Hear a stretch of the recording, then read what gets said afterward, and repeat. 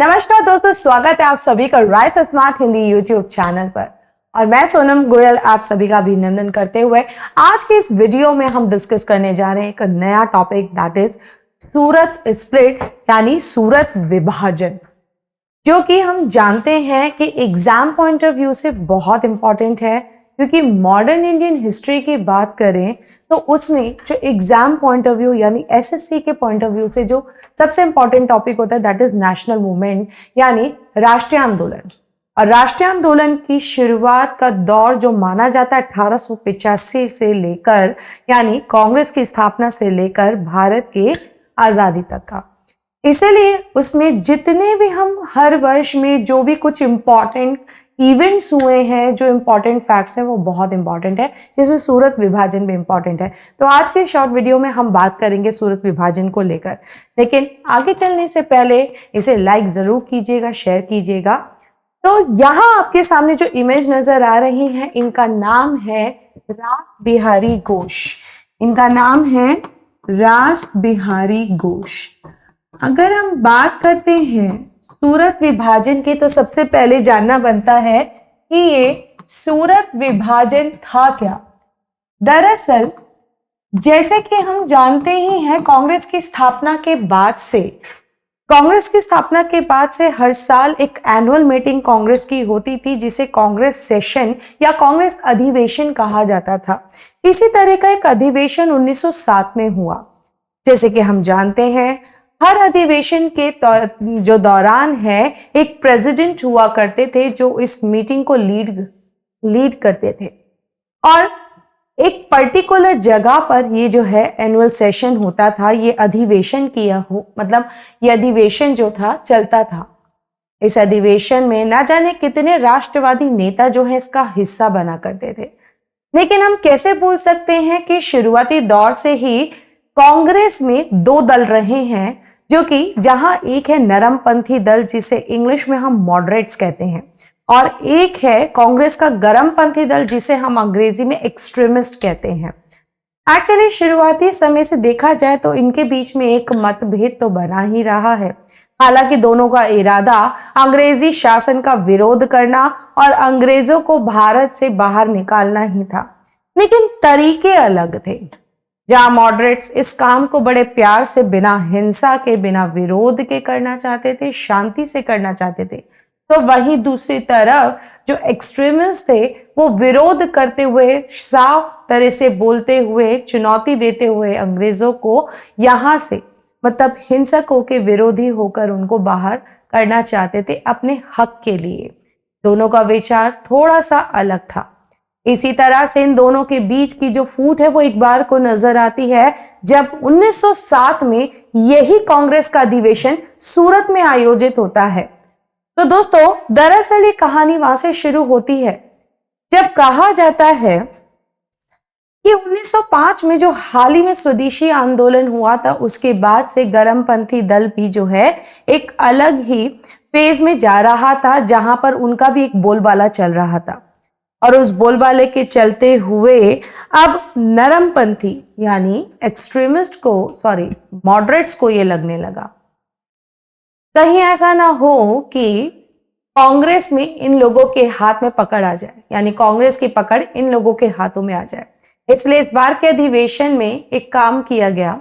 दरअसल moderates leaders यानी जो नरमपंथी नेता थे, नरमपंथी नेताओं ने सोचा कि अगर ये जो अधिवेशन जो कि सूरत में होने जा रहा था, तो देखते हैं कि सूरत उस समय बॉम्बे प्रेसिडेंसी के तहत आता था, और बॉम्बे प्रेसिडेंसी के अंतर्गत आने के कारण माना जाए तो बाल गंगाधर तिलक जो कि गरमपंथी दल के नेता थे, कहते हैं कि बाल गंगाधर तिलक के सहयोग के कारण, वहां पर उनका एक जन्म स्थान होने के कारण हो सकता है कि अधिवेशन की बागडोर इनके हाथों ना आ जाए और कहीं यही इस बार अधिवेशन के प्रेसिडेंट ना बन जाए। इसी कारण नरमपंथी दल के नेताओं ने सोचा क्यों ना हम इसको शिफ्ट कर देते हैं सूरत से, इस अधिवेशन को आयोजित किया जाए नागपुर में। और इसी कारण नागपुर में शिफ्ट करने के बाद गरमपंथी के जो नेता थे वो नरमपंथी की चाल को समझ पाए थे। और ऐसा कहा जाता है कि नागपुर उन दिनों जो था ब्रिटिश कंट्रोल में आता था, इसीलिए नरमपंथी दल को मालूम था कि अगर ये अधिवेशन सूरत के स्थान पर अगर नागपुर में आयोजित किया गया तो यहाँ पे गरमपंथियों का बोलबाला नहीं होगा। फिर क्या, जब इसी तरह से इन्होंने अपने स्थान को, इस अधिवेशन के स्थान को सूरत से बदला नागपुर में, तो वही मानिए जैसे दोनों में मतभेद की शुरुआत हो ही चुकी थी। और इतना ही नहीं, बल्कि ऐसा कहा जाता है कि जब यह अधिवेशन शुरू होता है तो वहां पर नरमपंथियों के इच्छा अनुसार जो कांग्रेस के अधिवेशन के तहत उसके दौरान प्रेसिडेंट चुने जाते हैं, उनके वॉइस वोट, यहाँ पर जो वोट किया गया था वो दरअसल जो है मौखिक रूप से कर दिया गया था, सहमत कर दिया गया था। और ये पूरा का पूरा वोट किसके हक में चला जाता है? रास बिहारी घोष, जिसके तहत रास बिहारी घोष जो है इस अधिवेशन में बनते हैं अध्यक्ष। तो आगे स्टार्ट करने से पहले कुछ फैक्ट्स हम लिख लेते हैं। सबसे पहली बात जो जरूरी होती है एग्जाम पॉइंट ऑफ व्यू से, वो मैं आपको बताना चाहती हूँ। आपको ये मालूम होना चाहिए कि सूरत अधिवेशन है, तो सूरत अधिवेशन जो था वो किस वर्ष हुआ है? 1907 में हुआ है। इस समय जो प्रेसिडेंट थे इस अधिवेशन की अध्यक्षता के रूप में संभाल रहे थे वो कौन थे? रास बिहारी घोष थे, रास बिहारी घोष। इस दौरान भारत का वाइसरॉय कौन था? देखिए, कहने की बात है कि हालांकि अगर बात करें तो इस अधिवेशन के दौरान वाइसरॉय का कोई रोल तो नहीं है, लेकिन अक्सर यूं ही क्वेश्चंस आ जाते हैं कि जब सूरत विभाजन हुआ था तो उस समय भारत का वाइसरॉय कौन था? और तब आप लोगों का उत्तर होना चाहिए लॉर्ड मिंटो द्वितीय, लॉर्ड मिंटो टू। तो वहीं दूसरी तरफ हमें जानना चाहिए कि ये जो नेशनलिस्ट लीडर्स हैं, ठीक है, एक तरफ कौन है? नेशनलिस्ट में एक तरफ हो जाते हैं आपके मॉडरेट लीडर्स, ठीक है। थोड़ा सा आपको आइडिया हो जाएगा ना कि कौन कौन से लीडर्स रहे थे। और दूसरी तरफ हो जाते हैं एक्सट्रीमिस्ट। तो हम देखते हैं कि मॉडरेट्स में आते हैं आपके सुरेंद्रनाथ बनर्जी, दादा भाई नावरोजी, इसके अतिरिक्त एमजी रानाडे,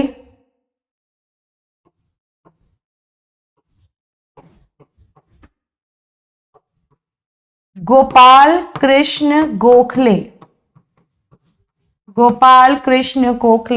और अगर बात करें सर फिरोज शाह मेहता, ये सब मॉडरेट, कुछ इंपॉर्टेंट मॉडरेट लीडर्स थे जिनके नाम आपको मालूम होने चाहिए।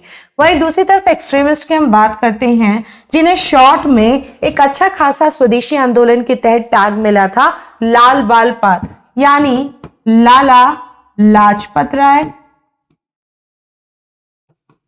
बिपिन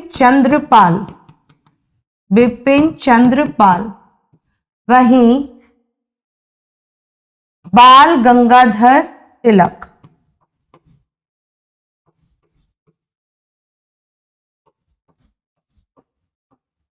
और Aurobindo Ghosh.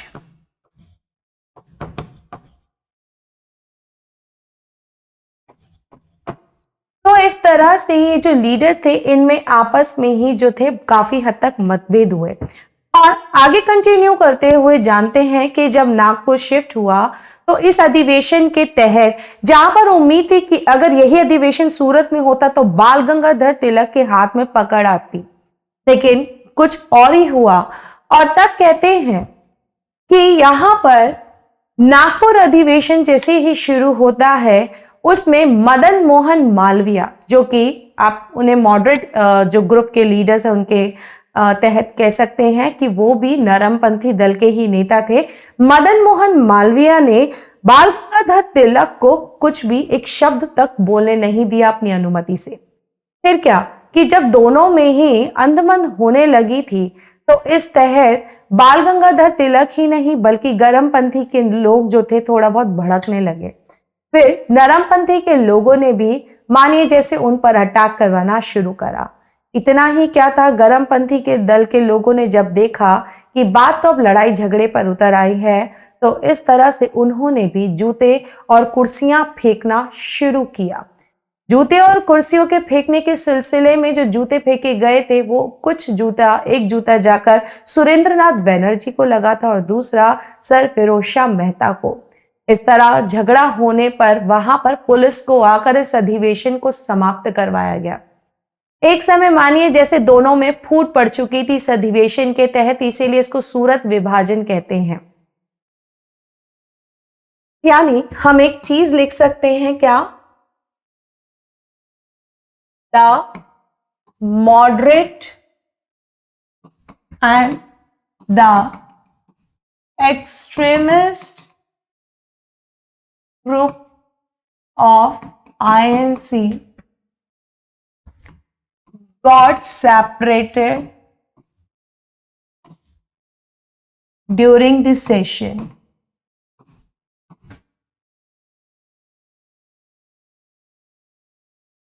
Hence, it is known as Surat split. यानी आप देखते हैं कई बार हम लोगों के SSC के एग्जाम में जो है सेंटेंस वाले क्वेश्चंस आते हैं। सेंटेंस क्वेश्चंस में क्या होता है, जहां पर सूरत विभाजन में कौन सी घटना घटित हुई, अब उसमें क्या होता है, सेंटेंसेस में क्या होता है कि अलग अलग घटनाओं के बारे में लिखा है, जिसमें से आपको पता होना चाहिए कि सूरत स्प्लिट किसको कहा गया है। एग्जैक्टली जब जो उदारवादी और जो उग्रवादी जो थे वो जब अलग हो जाते हैं। ठीक है, इसे हिंदी में लिखते हुए कहते हैं, ठीक है, इस अधिवेशन के